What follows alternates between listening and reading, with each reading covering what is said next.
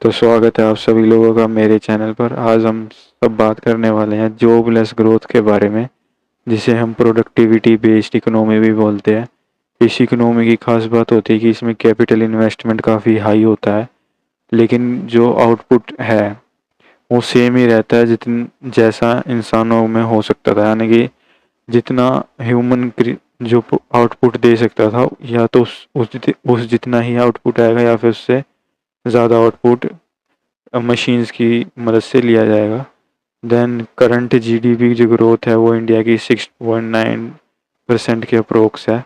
और यहाँ पर एक फैक्टर याद रखना ज़रूरी है कि ग्रोथ का और एम्प्लॉयमेंट का कोई भी डायरेक्ट रिलेशन नहीं है।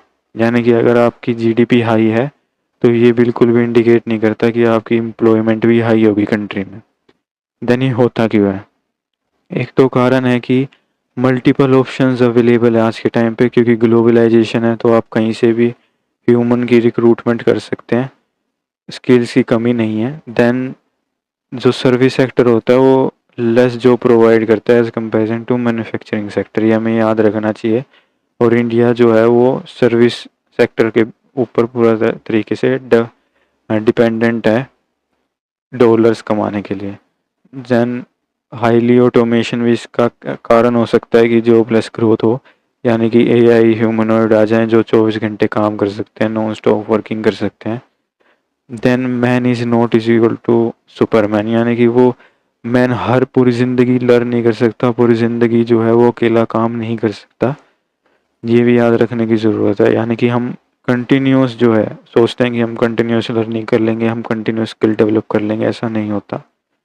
जब बेसिकली होता क्या है कि वन जनरेशन जो है वो अपनी नेक्स्ट जनरेशन को नॉलेज पास आउट करती है, लेकिन अब वो सिनेरियो बदल गया है। उसके दो कारण हो सकते हैं, या तो बेटर जो है हेल्थ फैसिलिटी मिल जा रही है, यानी कि लोग लंबा जी ले रहे हैं।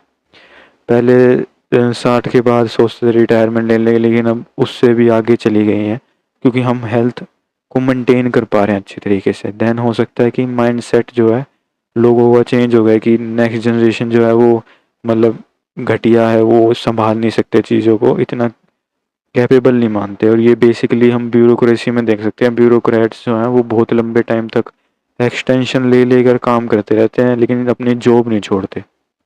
देन रिजल्ट क्या होगा इससे?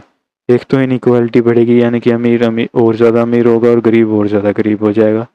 देन वोलेंस बढ़ेगा, यानी कि आप देख सकते हैं इमिग्रेशन की कंसर्न बढ़ती जा रही है all over the globe. Then जो है वेस्ट स्टैग्नेशन हो जाएगा। इसका एग्जांपल है कि 2010 में जो इंजीनियर फ्रेशर होता था उसको 15,000 रुपये मिलते थे एंट्री के रूप में, मतलब एंट्री लेवल सैलरी।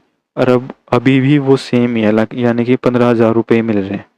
देन इसमें मैं कुछ फैक्ट्स डालना चाहूँगा कि मैकेंजी एक रिसर्च ऑर्गेनाइजेशन है जिसका एस्टिमेट है कि 2030 तक हम 30% जो वर्किंग आवर्स हैं, यानी कि अगर हम 100 घंटे काम कर रहे हैं तो 30 घंटे जो है वो हम रिप्लेस कर देंगे एआई से, या फिर किसी तरह से ऑटोमेशन करके।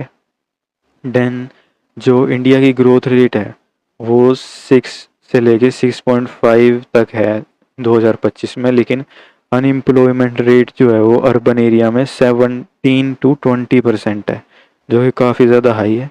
देन जो कोविड पेंडेमिक है उसने प्रूव कर दिया है कि हम बिना हायरिंग किए भी जो है एग्जिस्टिंग लेवल ऑफ एम्प्लॉयमेंट के साथ हाई प्रोडक्टिविटी दिखा सकते हैं, यानी कि ग्रोथ कर सकते हैं कंपनी की।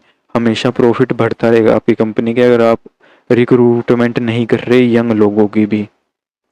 देन इसका सोल्यूशन क्या है? फर्स्ट सोल्यूशन हो सकता है कि गवर्नमेंट पॉलिसी फ्रेम करे कि स्पेसिफिक सेक्टर में आपको ह्यूमंस को रखना ही रखना है। और इसमें इसका नेगेटिव साइड है कि इसके लूप होल्स निकाले जा सकते हैं। जैसे कि मैं आपको एग्जांपल देखता हूँ सीएसआर का। सीएसआर का मतलब होता है कस्टम जो कंज्यूमर सोशल रिस्पॉन्सिबिलिटी बोलते हैं इसको, यानी कि हमें कंज्यूमर से जो हमने लिया है उसको वापस देना। और इसमें क्या होता है कि आप पॉइंट्स मिलते हैं जिससे आप कार्बन ट्रेडिंग कर सकते हैं, यानी कि आपको पॉइंट्स मिलेंगे और आप पोल्यूशन कर सकते हैं एक तरीके से, यानी कि आप हार्म कर रहे हैं एनवायरनमेंट को जब भी आप की कंपनी के ऊपर फाइन नहीं पड़ते। तो इसमें जो अंबानी है उन्होंने वनधारा आपने सुना होगा पार्क खोला था, जिसमें अलग अलग एलिमेंट्स रहते हैं, तो उन्होंने अंबानी के पास इतना ज़्यादा पॉइंट्स आ गए हैं कि वो आराम से पोल्यूशन कर सकते हैं काफ़ी सालों तक। देन इसका सोल्यूशन जो है लॉन्ग टर्म वो सिर्फ एक हो सकता है कि जो सोसाइटी पे बेस है कि वो एक दूसरे को कैसे सपोर्ट करते हैं और क्या उनका माइंडसेट है। तो आज के लिए बस इतना ही। Thank you for watching this video. अगर आपको वीडियो अच्छी लगी तो like share and subscribe my channel. Bye.